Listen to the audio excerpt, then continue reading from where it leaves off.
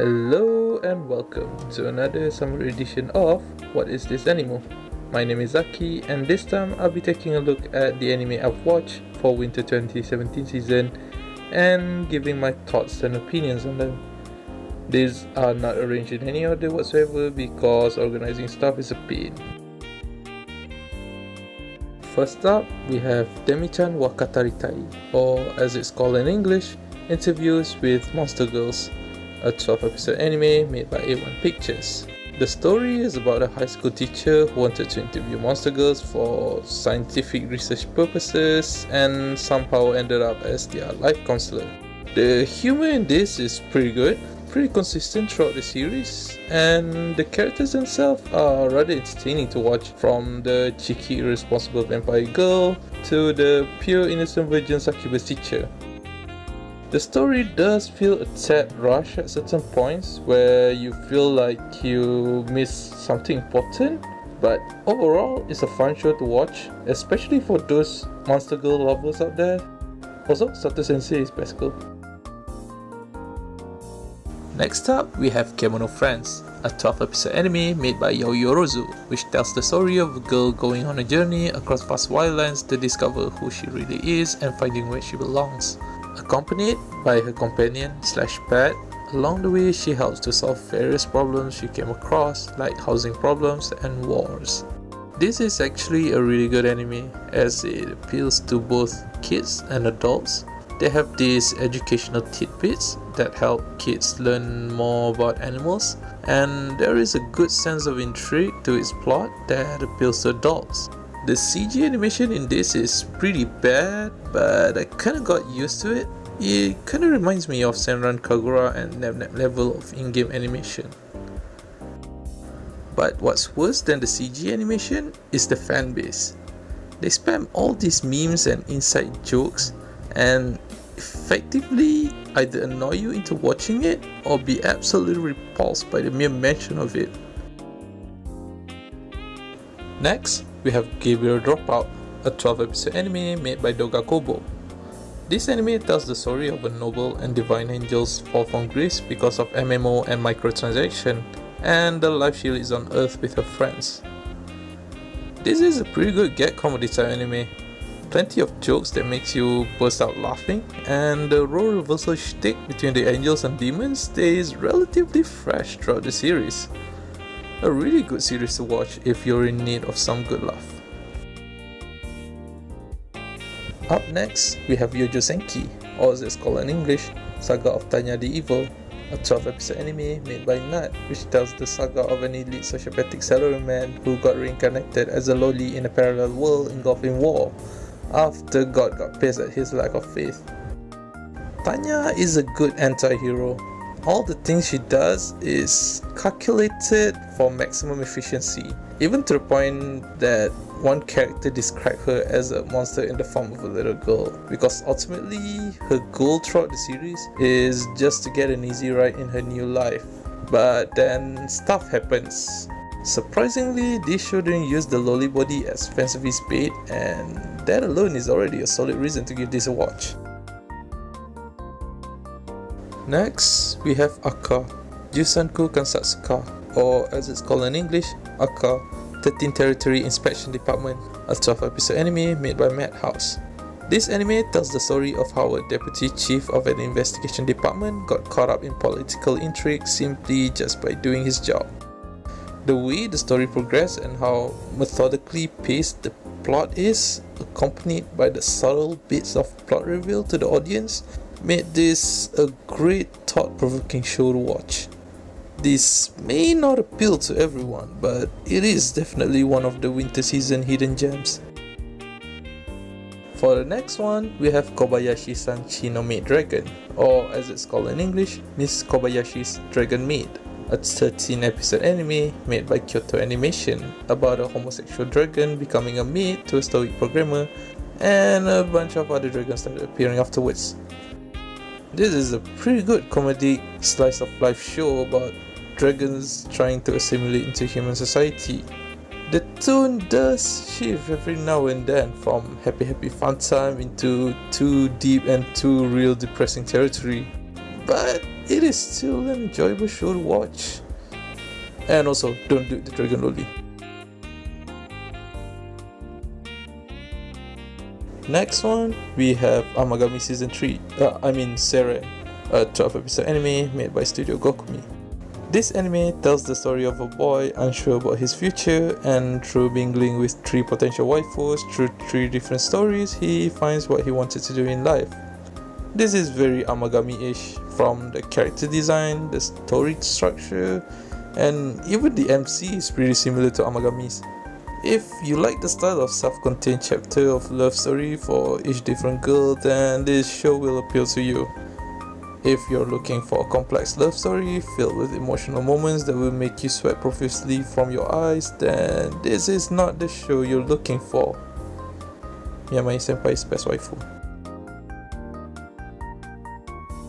Next up, we have Onihe, a 13 episode anime made by M2 that tells the story mainly focusing on Hasegawa Heizo, the chief of arts and self-control protecting the people during the Edo period.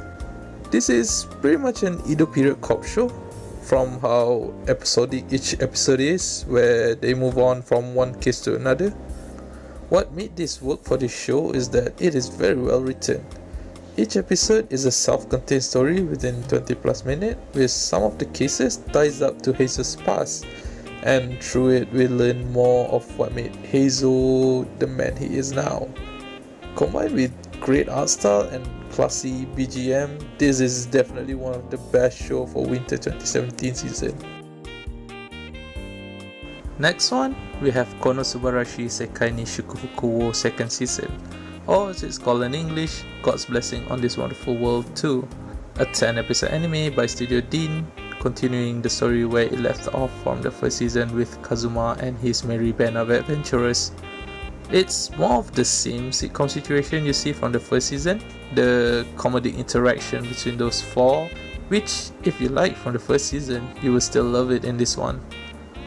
The change of art style is quite bad, although if it was used from the first season, I'm sure there wouldn't be such a huge outcry about how cheap and under budget it looked. Despite that, it is still a hilarious show to watch, and Lexi's call scares me. For the next one, we have All Out, a 25 episode anime made by Madhouse about an underdog high school rugby team overcoming the odds in their attempt to reach the nationals. The story is nothing new or groundbreaking, but the way the show presented itself with great animation filled with a lineup of likable characters on the team is the reason that made me interested in the show. Also, it's about rugby, which you don't see that often. The show don't have any of those ridiculous special moves crap that a lot of sports anime tend to have. It's just muscles clashing against muscles, and it also gives some basic rugby terms and rules so you don't get lost watching the matches going on. This is definitely my second favorite sports anime of all time, right behind Rokyubu. Next one, we have Chaos Child, a 12 episode anime made by Silver Link. The story takes place 6 years after the event in Chaos Head, where a bunch of mysterious murders that display similarities to the New Generation Madness starts reappearing. So the high school newspaper club decided to uncover the truth behind these incidents. This is a pretty interesting murder mystery show filled with plot twists that I honestly didn't expect, despite being filled with a lot of things that is a staple to the Semicolon series. Although this is a sequel, it is also technically an entirely new show, where you don't have to watch Chaos Head to get the story, but if you have watched it, you have a better understanding of the world setting. Best part of the show is that the MC isn't an annoying, sniveling, spineless loser. Next up, we have Minami Kamakura Koko Joshi Jiten Shabu, or as it's called in English, a really long title. A 12 episode anime made by JC staff about a bunch of girls getting together and having fun with their bicycles.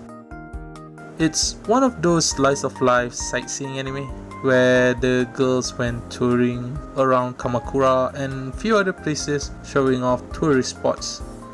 While it may not have any actual story behind it, it does have amazing background artwork that really complemented their real life counterpart quite well. This is a nice racing anime that also have a pretty good info and tip section for beginners who are interested in cycling. Up next is Akiba Strip the Animation, a 13-episode anime made by Gonzo about a group of vigilantes fighting against cosplaying monsters, terrorizing Akihabara, and defeating them by stripping them. The anime is not related to the game at all.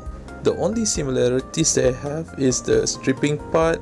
It is set in Akihabara, and Katsi, the character from the game that no one will know unless you have played Akiba Strip Undead and Undressed.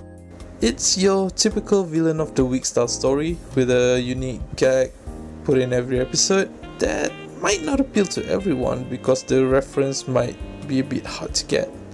Still, it is a pretty good nonsensical anime to watch for some laugh. I especially like the Street Fighter episode and the Cut Battle episode. For the next one, we have Sangatsu no Lion, or as it's called in English, March Comes In Like a Lion, a 22-episode anime made by Shaft. The story is about a shogi player who became a professional at a young age and his chance encounter with the three sisters that slowly changed his life. Initially, I was drawn in by the fantastic art style and character design that reminded me of Honey and Clover because it is made by the same mangaka.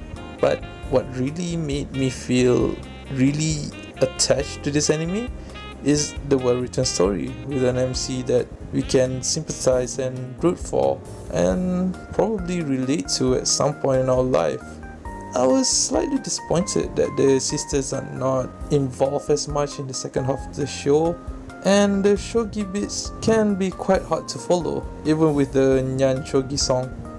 Overall, this is still an amazing masterpiece to watch and definitely one of the best anime I've watched this year. Now, with all the pleasant anime out of the way, it's time for anime that I've watched but I highly don't recommend people with better things to do in their life to watch. First one is Idol Jihan, or Idol Incidents in English, a 12-episode anime made by MAPPA about a bunch of idol politicians singing and dancing their way through the government. This is just a typical idol show with politics slapped onto it to make it more unique than the others. Pretty decent idol songs though. Second one, we have Kuzu no Honkai, or Scum's Wish in English, a 12-episode anime made by Lurcher about a bunch of people with one-sided love that turns into a huge mess of who likes who and who's banging who. None of the characters are likable, the writing is horrendous, filled with attempts of tackling too many issues with poor execution, and what made this absolutely disgusting to watch is that at the end, if you're pretty enough, you can get away with being a wretched human being and have a happy ending without worrying about all the horrible things you've done. Third one is Cool Girl Strikers Animation Channel, a 13-episode anime made by Jesse Staff about a bunch of schoolgirls with special abilities killing monsters from another dimension because that premise is clearly not overused enough. The focus on the schoolgirl aspect more than the strikers aspect made this show pretty bland, generic, and mostly boring. With few good moments of this show is near the end with the Black Knights. Fans of the game might enjoy this, maybe. Fourth one is Masamune-kun no Revenge, a 12-episode anime by Silver Link about a chubby boy trying to take revenge on a girl that broke his heart by becoming a hot guy to capture her heart and dumping her afterwards. You don't feel sympathetic with the MC at all because of how he behaves like a narcissistic asshole most of the time, and because of how petty his motivation for revenge is. They also try to make the girl everyone hates more likable as the series goes on by playing the Moe card. I also have no justification why I still like the manga though. Fifth one is Handshakers, a 12-episode anime made by Gohans about a battle royale between couples in order to get their wish granted by God. You were never told how many handshakers left, how the powers actually work, how they just retcon their own preset rules, and why everyone just considered it normal for this guy to keep holding an unknown girl's hand all the time, even his parents. The animation in this is pretty horrible, not because there's not enough effort put into it, but there's too much effort put into it and a lot of unnecessary creative decisions. The last one is Outlife, a 12 episode anime made by Studio Pierrot about a middle school boy becoming a space cop because child endangerment law doesn't apply in space. This anime is way too shonen for all the wrong reason. The plot becomes way too predictable, from the out of nowhere power up sequence to the good guy character that's actually a spy. There's nothing wrong with shonen anime, it's just that this one just not the right way to make a shonen anime that people want to watch. Of course, there are a few anime I didn't watch either because I didn't follow the series, it's too Yuri for me, or just because I hate the mangaka.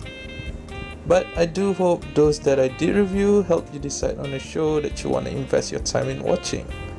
And if you disagree with some or all of my opinions, follow me on Twitter where you can directly say how wrong I am. Thank you for watching and have a great day ahead. Toodaloo!